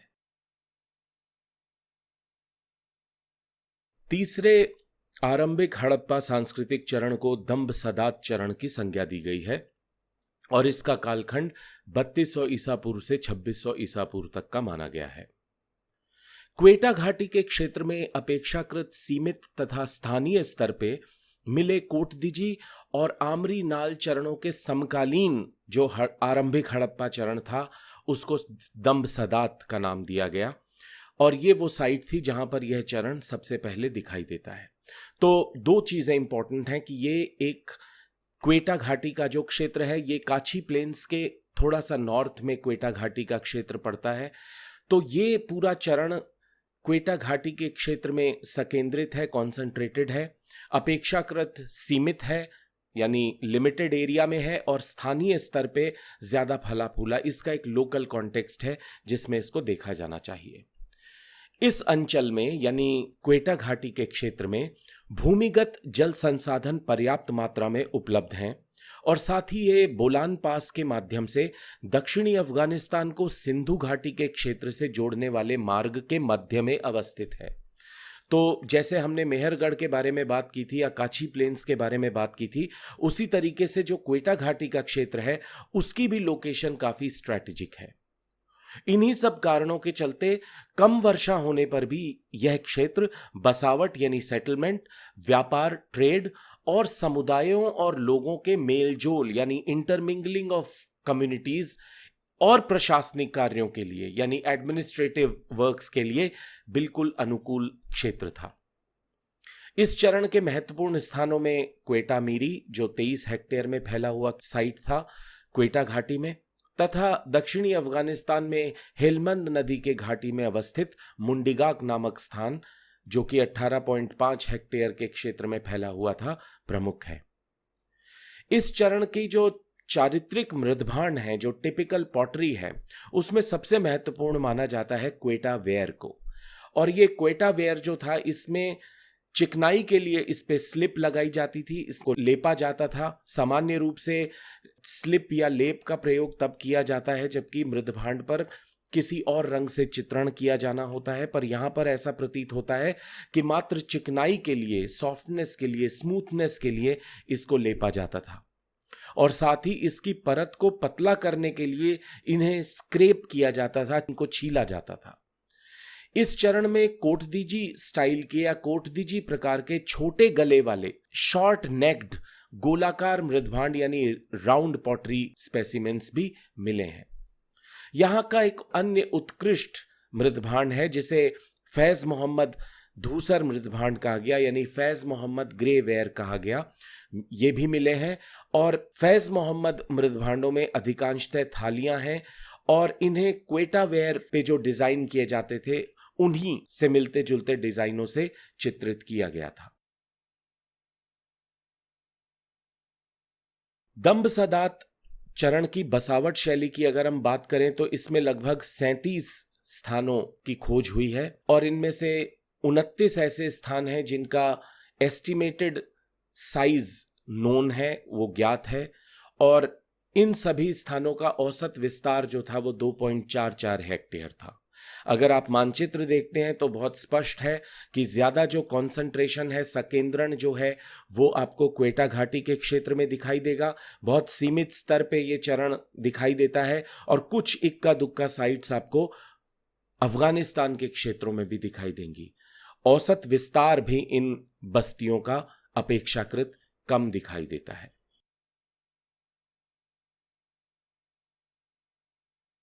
चौथा आरंभिक हड़प्पा सांस्कृतिक चरण था सोथी सीसवाल चरण, और इसका कालक्रम भी लगभग 3200 ईसा पूर्व से 2600 ईसा पूर्व तक का माना गया है। सोथी सीसवाल आरंभिक हड़प्पा का वो चरण है जो भारत के हरियाणा, उत्तरी राजस्थान तथा पंजाब के भागों में, विशेष रूप से जो प्राचीन सरस्वती नदी है जिसको भारत में घग्गर कहा जाता है, और जो प्राचीन दृशद्वती नदी है जिसको आज के समय में चौतांग कहा जाता है, इन नदियों के आसपास या इनके मुहानों पर अवस्थित पुरातात्विक स्थलों में प्रकाश में आया है। सोथी सीसवाल तथा कोटदीजी के मृदभांडों में व्यापक समानताएं हैं यानी कि ब्रॉड सिमिलैरिटीज हैं। बीके थापर जिन्होंने कालीबंगन का एक्सकेवेशन किया था, उन्होंने वहां से प्राप्त सोथी सीसवाल टाइप के मृदभांडों को उनकी पात्रों की सतह यानी कि पॉटरी का जो फैब्रिक है उसके स्वरूप के आधार पर 6 अलग अलग भागों में बांटा था। तो अगर हम सोथी सीसवाल चरण की बसावट शैली यानी सेटलमेंट पैटर्न की बात करें तो सोथी सीसवाल चरण से संबद्ध स्थानों की संख्या लगभग 165 बताई गई है और इनमें से ज्ञात अनुमानित आकार वाले स्थानों की संख्या 91 है, यानी कि वो स्थान जिनका एस्टिमेटेड साइज जो है उसका कुछ अंदाजा है। इन साइट्स का औसत विस्तार लगभग 4.28 हेक्टेयर था। मानचित्र में देखने से आपको पता लग जाएगा कि हरियाणा और उत्तरी राजस्थान और पंजाब के, भारतीय पंजाब के क्षेत्रों में सघन रूप से सोथी सीसवाल सांस्कृतिक परिवेश के साइट्स या चरण फैले हुए हैं। तो अगर व्यापक स्तर पे बात की जाए तो ये चारों जो समकालीन आरंभिक हड़प्पा सांस्कृतिक परिवेश हैं, ये किसी न किसी रूप में विकसित हड़प्पा के एक प्रीकर्सर या उसकी पूर्ववर्ती सांस्कृतिक परिवेश जो कि मूलतः ग्रामीण थी, उनके रूप में देखे जा सकते हैं। अभी तक हमने जो डिस्कशंस किए हैं, जो विमर्श किया है, उसके आधार पर यह कहा जा सकता है कि आरंभिक हड़प्पा चरणों से सामाजिक विभेद, शिल्प विशेषज्ञता और ऐसी राजनैतिक और वैचारिक संरचनाओं जो सार्वजनिक स्थापत्य का निर्माण करती हैं के अस्तित्व के पर्याप्त साक्ष्य नहीं मिलते हैं। इसका मतलब ये कह सकते हैं कि जो अर्ली हड़प्पन लेवल्स हैं, जो आरंभिक हड़प्पा चरण हैं जिनकी हमने बात की, जिनके 4 अलग अलग भौगोलिक अंचलों की हमने बात की है, उनमें हमें सामाजिक विभेद यानी कि सोशल स्ट्रैटिफिकेशन, शिल्प विशेषज्ञता यानी कि क्राफ्ट स्पेशलाइजेशन तथा उस तरीके की पॉलिटिकल और आइडियोलॉजिकल स्ट्रक्चर्स देखने को नहीं मिलते हैं जिसके माध्यम से बड़ी बड़ी पब्लिक बिल्डिंग्स का निर्माण होता है। कुल मिलाकर हम व्यापक स्तर पे ये मान सकते हैं कि आरंभिक हड़प्पा जो समाज थे उनमें अभी भी सामाजिक गैर बराबरी या तो नहीं थी या बहुत कम स्तर पे थी। इनमें शिल्प विशेषज्ञता यानी कि क्राफ्ट स्पेशलाइजेशन की भी बहुत कमी थी और इसमें अभी स्टेट या राज्य जैसी कोई एक सत्तात्मक संरचना का उदय नहीं हुआ था। लेकिन ये सभी विशेषताएं विकसित हड़प्पा सभ्यता का एक केंद्रीय और महत्वपूर्ण हिस्सा थीं। इसके साथ साथ जो उपलब्ध साक्ष्य हैं वो ये भी दिखाते हैं कि शुरुआती चरणों से विकसित हड़प्पा तक निरंतर बस्तियों तथा जनसंख्या में वृद्धि होती रही। जैसे कि हमने बसावट की शैलियों को देखा है या सेटलमेंट पैटर्न्स को देखा है, तो एक बात स्पष्ट है कि जैसे जैसे हम शुरुआती चरणों से विकसित हड़प्पा की ओर आते हैं तो हम देखते हैं कि पूरे सबकॉन्टिनेंट के नॉर्थ ईस्ट वेस्टर्न पार्ट में जो उत्तर पश्चिमी क्षेत्र है उसमें लगातार बस्तियों की, ग्रामीण बस्तियों की, कृषक बस्तियों की संख्या और घनत्व दोनों बढ़ता जाता है। ये दोनों मैप्स और ये टेबल हमें आरंभिक और विकसित हड़प्पा सभ्यता की बसावट शैली यानी सेटलमेंट पैटर्न का एक तुलनात्मक रूप दिखाते हैं। अगर हम इस टेबल को देखें तो हमें पता लगता है कि किलीगुल मोहम्मद से लेकर के विकसित हड़प्पा तक अगर हम देखें तो जो सेटलमेंट्स हैं, जो बस्तियां हैं, उनकी संख्या में अभूतपूर्व वृद्धि होती है जो 20 से लेकर 1019 तक जाती है। जो इन बस्तियों का औसत आकार है, जो साइज है, उसमें भी हम लगातार वृद्धि देखते हैं। और अगर आप इन दोनों मैप्स को बहुत ध्यान से देखें तो आपको पता लगेगा कि जो घनत्व है वो किस तरह से अर्ली हड़प्पन फेज की तुलना में विकसित हड़प्पा में कहीं ज्यादा है। गुजरात के क्षेत्र में अर्ली हड़प्पन बस्तियां लगभग ना के बराबर हैं, लेकिन विकसित हड़प्पा काल में गुजरात में बहुत सघन रूप हमें हड़प्पा सभ्यता की बस्तियों का देखने को मिलता है। इसके साथ साथ अगर हम देखते हैं इंडो इरानियन बॉर्डर लैंड्स के क्षेत्र को, यानी कि पाकिस्तान के बलूचिस्तान क्षेत्र से लेकर के अफगानिस्तान पाकिस्तान के सीमावर्ती क्षेत्रों को अगर हम देखें तो हमें इससे संकेत मिलता है कि जहां पर इन क्षेत्रों में आरंभिक हड़प्पा चरण की बस्तियों की संख्या अधिक प्रतीत होती है, वहीं पर विकसित हड़प्पा सभ्यता के संदर्भ में ये पूरा क्षेत्र बस्तियों से रहित दिखाई देता है। यानी यहाँ पे बहुत कम बस्तियां दिखाई दे रही हैं। कुछ हद तक बलूचिस्तान के क्षेत्र में विकसित हड़प्पा बस्तियां दिखाई देती हैं, पर उत्तरी क्षेत्र यानी कच्छी प्लेन्स, बन्नू क्षेत्र, लोरलाई घाटी, झोब घाटी, इन सारे क्षेत्रों से हमें विकसित हड़प्पा चरणों में बस्तियां लगभग न के बराबर दिखाई देती हैं।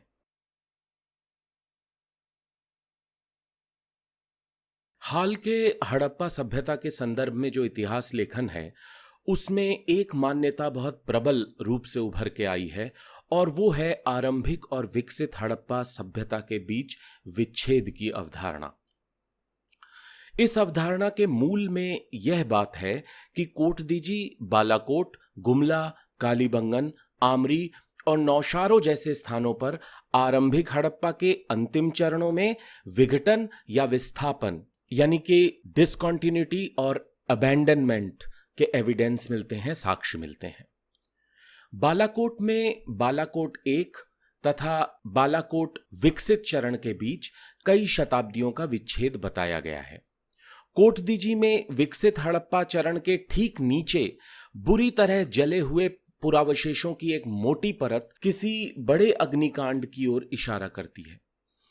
इसी तरह से घुमला में कोटदीजी चरण का अंत ऐसा माना गया है कि किसी आगजनी या हिंसक घटना के कारण हुआ था।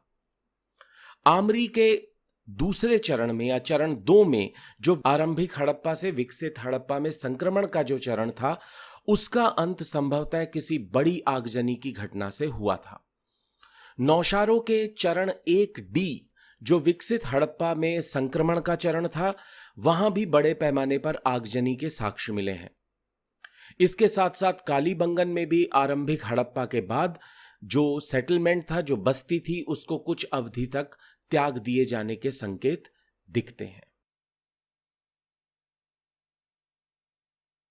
कई बड़ी और महत्वपूर्ण बस्तियां जैसे मेहरगढ़ और रहमान ढेरी, इन सभी बस्तियों का आरंभिक हड़प्पा के अंतिम चरण आते आते पूरी तरह से अंत हो गया था। रोचक बात यह है कि इस पूरे क्षेत्र में चरण 1 तथा चरण 2 से संबद्ध किसी भी प्रागैतिहासिक स्थान पर यानी प्री हिस्टोरिक साइट पर ऐसे भीषण अग्निकांडों के साक्ष्य नहीं मिले हैं। इन अग्निकांडों का विस्तार इतना व्यापक यानी इतना ब्रॉड और स्वरूप इतना भीषण था कि पुनर्निर्माण यानी रिकंस्ट्रक्शन की संभावनाएं लगभग न के बराबर थीं। इस आगजनी की जो व्यापकता है, जो इसका फैलाव है, जो इसका एक्सटेंट है, उसको आर्कियोलॉजिकल रिकॉर्ड्स में यानी पुरातात्विक रिकॉर्डों में अनदेखा नहीं किया जा सकता था। अगर हम इस विच्छेद के जो साक्ष्य हैं उनको व्यापक स्तर पे एक जनरलाइजेशन या एक सामान्यीकरण के माध्यम से समझने का प्रयास करें, तो हम ये पाते हैं कि ये अग्निकांड बहुत व्यापक क्षेत्र और बड़े स्तर पे हुए थे। ये अग्निकांड आरंभिक और विकसित हड़प्पा के संक्रमण के चरण से जुड़े हुए थे, यानी उस ट्रांजिशनल फेज से जुड़े हुए थे जबकि आरंभिक हड़प्पा संस्कृतियां विकसित हड़प्पा में तब्दील हो रही थी, संक्रमित हो रही थी। इस पूरे क्षेत्र में इससे पहले या इसके बाद के समय में इतने बड़े अग्निकांड के कोई साक्ष्य नहीं मिलते हैं। तो यानी ये ऐसी घटना नहीं थी जो कि इस पूरे क्षेत्र में होती रहती थी या उससे पहले या बाद में हुई हो। इन सभी अग्निकांडों में एक समान पैटर्न दिखाई देता है और इस बात से पूरी तरह से इनकार भी नहीं किया जा सकता कि इन सभी स्थानों पर हुए अग्निकांडों के पीछे संभवतः समान कारण रहे हों या सेम रीजंस रहे हों।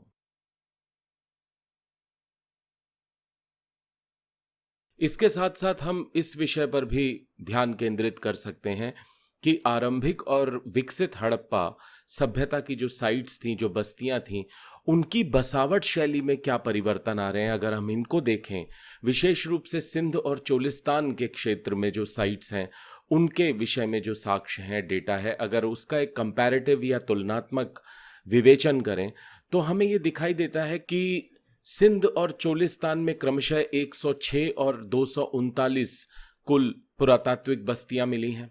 इनमें से आरंभिक हड़प्पा स्थल सिंध में 52 हैं और चोलिस्तान में 37 हैं, जबकि विकसित हड़प्पा स्थल सिंध में केवल 65 हैं जबकि चोलिस्तान में 286 हैं।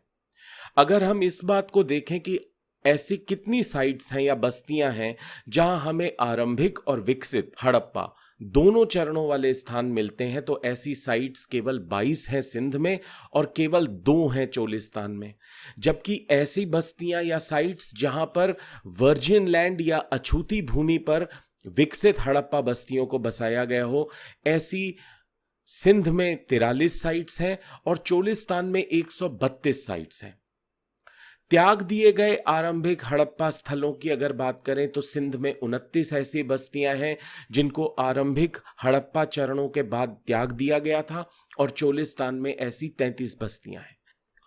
तो इस विवेचना से एक बात तो स्पष्ट हो जाती है कि बहुत बड़ी संख्या में ऐसी बस्तियां हमें मिलती हैं जहां पर पहले से कोई आरंभिक हड़प्पा चरण नहीं था और नए सिरे से अछूती भूमि पर विकसित हड़प्पा बस्तियों को बसाया गया था।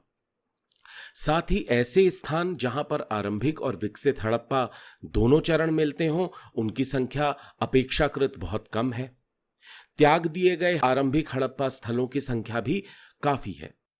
तो इस तरह से ये पूरा डेटा या ये पूरे साक्ष्य जो हैं, ये इस बात की ओर संकेत करते हैं कि निश्चित रूप से किसी न किसी रूप में आरंभिक हड़प्पा संस्कृतियों और विकसित हड़प्पा सभ्यता के बीच में कोई ना कोई अवरोध था, किसी न किसी तरीके का एक विच्छेद निश्चित रूप से रहा था।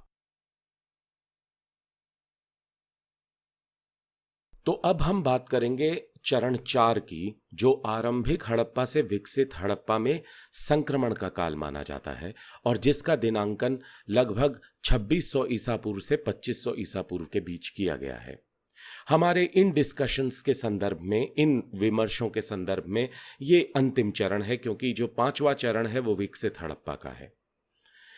कई इतिहासकारों जैसे कि Mortimer Wheeler, Amalananda Ghosh, S P Gupta, J F Jarrige जिन्होंने मेहरगढ़ की खुदाई की थी, तथा ग्रेगरी पॉसल, इन सभी ने आरंभिक से विकसित हड़प्पा में संक्रमण को लगभग 100 से 150 वर्षों की छोटी अवधि का माना है।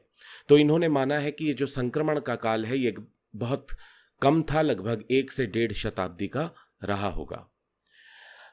इसके साथ साथ यहां यह ध्यान देने की बात है कि कौन सी ऐसी नवीन विशिष्टताएं थीं, नई विशेषताएं थीं, न्यू कैरेक्टरिस्टिक्स थीं जो कि हम विकसित हड़प्पा चरणों में देखते हैं। सबसे पहले परत यानी फैब्रिक, चित्रकारी यानी पेंटिंग और स्वरूपों यानी फॉर्म्स के संदर्भ में हम देखते हैं कि नई किस्में उभर के आती हैं मृद भांडों की विकसित हड़प्पा चरणों में। दूसरी चीज हम देखते हैं कि विकसित हड़प्पा में धातुओं से कुछ नई और वस्तुओं का निर्माण होने लगा था, जैसे कि कलश, तवा, तांबे की टिक्की, ब्लेड, मछली पकड़ने का कांटा आदि। तीसरी बात है कि बहुत बड़े स्तर पर कांसे यानी ब्रॉन्ज का प्रयोग हमें विकसित हड़प्पा चरणों में दिखाई देता है, जो पहले नहीं था। भट्टी में पकी ईंटों से संरचनाओं का निर्माण तथा नगर नियोजन, ये विशेषताएं भी हम पहली बार विकसित हड़प्पा चरणों में देखते हैं और उससे पहले आरंभिक हड़प्पा चरणों में हमें ये विशिष्टताएं देखने को नहीं मिलती हैं। इन चरणों में हम सामान्यतः धूप में सुखाई गई ईंटों का ही प्रयोग देखते हैं और जिस स्तर पर संरचनाओं का निर्माण हम विकसित हड़प्पा चरणों में देखते हैं, आरंभिक हड़प्पा चरणों में उसके कहीं आसपास भी हम ऐसा निर्माण नहीं देख पाते हैं। कुओं पर ईंटों के अस्तर यानी ईंटों की एक परत लगा करके उसको और सुदृढ़ बनाने का भी एक प्रयोग हम विकसित हड़प्पा चरणों में देखते हैं। मनके यानी बीड्स बनाने की तकनीकों में अभूतपूर्व संवर्धन यानी कि बढ़ोतरी देखने को मिलती है। इसी के साथ साथ टेराकोटा से बने छोटी छोटी बग्घियां और उसके केक्स, जिनको टिक्की कह सकते हैं, वो भी हमें पहली बार विकसित हड़प्पा चरणों में देखने को मिलते हैं। और एक बहुत इंपॉर्टेंट बात है कि मुहरों का प्रयोग यानी सील्स का प्रयोग हमें पहली बार विकसित हड़प्पा चरणों में देखने को मिलता है। पुरावशेषों के संदर्भ में आरंभिक और विकसित हड़प्पा संस्कृतियों में व्यापक परिवर्तन या बदलाव नजर आते हैं और संभवतः ऐसे परिवर्तन इस संक्रमण काल में ही आए होंगे। ऐसा ही एक महत्वपूर्ण परिवर्तन जो संभवतः इस संक्रमण के काल में जिसका उद्भव हुआ था वो था लेखन या राइटिंग। तो आरंभिक हड़प्पा चरणों की जो सांस्कृतिक विशिष्टताएं थीं और जो विकसित हड़प्पा चरणों में जो सांस्कृतिक विशिष्टताओं को हम देखते हैं उनमें काफी परिवर्तन है। और इतिहासकार ये मानते हैं कि ये जो छोटी सी अवधि है 1 से 1.5 शताब्दी की, इसमें इन बड़े स्तर पे व्यापक परिवर्तनों की आधारशिला रखी गई और धीरे धीरे ये और बड़े होते चले गए और अपने सबसे मुखरित रूप में हमको विकसित हड़प्पा चरणों में देखने को मिलते हैं। ग्रेगरी पॉसल ये मानते हैं कि विकसित हड़प्पा एक ऐसी एकीकरण की विचारधारा का द्योतक है, ये एक ऐसा इंडिकेटर है यूनिफिकेशन की आइडियोलॉजी का, जिसमें चारों आंचलिक आरंभिक हड़प्पा संस्कृतियों को एक सभ्यता के अंतर्गत लाया गया। तो जो चारों रीजनल कल्चरल फॉर्मेशंस थीं, उनको अब विकसित हड़प्पा काल में एक सभ्यता के अंतर्गत उनको ले आया गया। इस विचारधारा का उद्भव और सुदृढ़ीकरण यानी एमर्जेंस और कंसोलिडेशन भी संक्रमण काल में ही हुआ होगा। उनका यह भी मानना है कि संक्रमण काल के बारे में जानकारियां अभी उजागर होनी शुरू ही हुई हैं। इसलिए इस दृष्टिकोण को एक सैद्धांतिक ढांचे के रूप में ना देखकर एक अमूर्त दृष्टिकोण के रूप में देखा जाना चाहिए। यानी कि हिस्टोरियोग्राफिकली इसको हमें एक कंस्ट्रक्ट के तौर पे नहीं देखना होगा, बल्कि एक बहुत ही एब्स्ट्रैक्ट पर्सपेक्टिव के तौर पे देखना होगा। आरंभिक हड़प्पा से विकसित हड़प्पा में संक्रमण के संदर्भ में पुरातत्वविद दिलीप चक्रवर्ती क्षेत्रीय तथा अंतर क्षेत्रीय पारस्परिक संबंधों के महत्व को रेखांकित करते हैं। यानी कि वो रीजनल और inter regional mutual inter relationships के इंपॉर्टेंस को हाईलाइट करते हैं। उनका मानना है कि अलग अलग अंचलों में मिले मृदभांडों के आकार और डिजाइनों की समानता सिमिलैरिटी इस ओर इशारा करती है। इस पूरे क्षेत्र के अलग अलग भागों में विभिन्न धातु अयस्कों यानी ओर्स की प्रचुरता ने भी विनिमय की प्रक्रिया को तेज किया। इसका मतलब यह है कि भारतीय उपमहाद्वीप के उत्तर पश्चिमी क्षेत्रों से लेकर के इंडो गैंजेटिक डिवाइड या पश्चिमी उत्तर प्रदेश तक के क्षेत्रों में जो अलग अलग भागों में अलग अलग मेटालिक ओर्स का महत्व उभर रहा था, तो उन ओर्स का, उन अयस्कों का विनिमय में एक महत्वपूर्ण रोल उभर के आने लगा और इस विनिमय की प्रक्रिया ने इन इंटर रिलेशनशिप्स को, इन अंतर संबंधों को और प्रगाढ़ किया और उनको और आगे बढ़ाया। अगर हम देखें तो बलूचिस्तान में तांबा और टिन, राजस्थान में तांबा, सीसा और चांदी, हरियाणा में तांबा जो नारनौल के आसपास के क्षेत्र में मिलता है और वो खेतड़ी की माइंस तक जाता है, टिन जो कि तोसाम के एरिया से मिलता है, तथा गुजरात में तांबा और सीसा औजार बनाने के लिए पत्थर राजस्थान, गुजरात, बलूचिस्तान तथा खैबर पख्तूनख्वा जैसे क्षेत्रों में उपलब्ध थे। इस पूरे अंचल में कई ऐसे सेंटर्स उभर के आ रहे थे, केंद्र उभर के आ रहे थे, जहां पर किसी धातु के अयस्क की प्रचुरता थी और इस तरह से वो केंद्र जो थे, वो जो सेंटर्स थे, वो विनिमय में एक महत्वपूर्ण भूमिका निभा रहे थे, योगदान कर रहे थे। चक्रवर्ती यह भी मानते हैं कि विभिन्न स्तरों पर, डिफरेंट लेवल्स पर शिल्प कार्यों मतलब आर्टिसनल एक्टिविटीज जैसे धातुकर्म यानी मेटल वर्क्स, मनकों का निर्माण यानी कि बीड मेकिंग, पत्थर के औजारों का निर्माण यानी स्टोन टूल्स, बर्तन निर्माण यानी कि मृदभांडों के निर्माण में आई तेजी ने पारस्परिक संबंधों के इस जाल को, इस नेटवर्क को और सघन बना दिया, जिसने अंततः इस पूरे अंचल के अलग अलग भागों में सभ्यता के विकास का मार्ग प्रशस्त किया।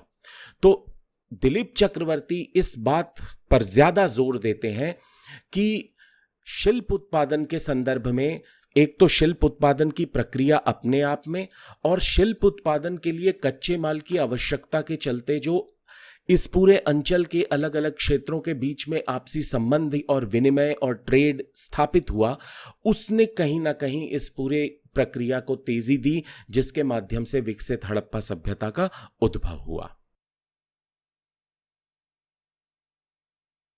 अंत में हम आरंभिक हड़प्पा सभ्यता के संदर्भ में जो हाल के उत्खननों से कुछ नए साक्ष्य आए हैं उनकी बात करेंगे। मैं यहाँ ये कह दूं कि एक अलग से सत्र में सोच रहा हूं कि हम हाल के उत्खननों पर करें, उनमें बात करें और विशेष रूप से राखीगढ़ी और बेढ़ाना और इस क्षेत्र में जो और नए उत्खनन हुए हैं उनके लाइट में पूरा एक जो हड़प्पा सभ्यता के संदर्भ में जो पुरातात्विक संदर्भ है उसको और नए तरीके से समझने का प्रयास करें, उसके नए आयामों को रेखांकित करें, उन्हें समझें। तो इसीलिए यहाँ मैं बहुत संक्षेप में इन नए साक्ष्यों की या हाल के इन साक्ष्यों की बात करूँगा। तो हाल में हरियाणा में घग्गर नदी, जिसको प्राचीन सरस्वती भी कहा जाता है, तथा चौतांग, जिसकी पहचान प्राचीन दृशद्वती नदियों से की गई है, इनके आसपास के पुरातात्विक स्थलों पर हुए उत्खननों ने आरंभिक हड़प्पा संस्कृतियों के उद्भव के विषय में नए आयाम जोड़े हैं। हरियाणा के फतेहाबाद जिले में स्थित भेरडाना नामक स्थान पर 2003-04 के बाद से हुए उत्खननों ने दो नई और महत्वपूर्ण संभावनाओं की ओर इशारा किया है। तो इसमें दो ऐसे आधार मिले हैं जिन्होंने इस पूरे विमर्श में एक नया कंट्रीब्यूशन ऐड किया है। पहला जो महत्वपूर्ण संभावना हम देख रहे हैं वो ये है कि चोलिस्तान और अन्य क्षेत्रों में रफीक मुगल ने जो अन्वेषण किए थे उनमें बड़ी संख्या में हकड़ा मृदभांड मिले थे, लेकिन चूंकि उनका उत्खनन नहीं हो पाया था, इसलिए पुरातात्विक संदर्भों में वो किन चरणों से मिल रहे थे इसके बारे में कोई स्पष्ट जानकारी नहीं थी। भिरडाना के सबसे निचले पुरातात्विक स्तरों में हमें हकड़ा मृदभांड के साक्ष्य मिले हैं। तो इसलिए पहली बार संभवतः हड़प्पा और जलीलपुर में भी ये मृदभांड मिले हैं, पर वहां पर उनका संदर्भ इतना स्पष्ट नहीं है। लेकिन भिरडाना के सबसे निचले पुरातात्विक संदर्भों में हकड़ा मृदभांड मिले हैं और ये पहली बार हम देखते हैं कि स्पष्ट पुरातात्विक चरणों से इन मृदभांडों को जोड़ा जा सकता है। दूसरा और अधिक ज्यादा महत्वपूर्ण आयाम इसका यह है कि जिन स्तरों से हकड़ा मृदभांड मिले हैं उन स्तरों से पूर्व हड़प्पा यानी प्री हड़प्पन सांस्कृतिक चरणों के लिए दो जो सैंपल हैं, कई सैंपल्स का कार्बन डेटिंग हुआ, लेकिन उनमें से दो सैंपल्स से हमें 7380 से 6201 ईसा पूर्व तक की रेडियो कार्बन तिथियां प्राप्त हुई हैं।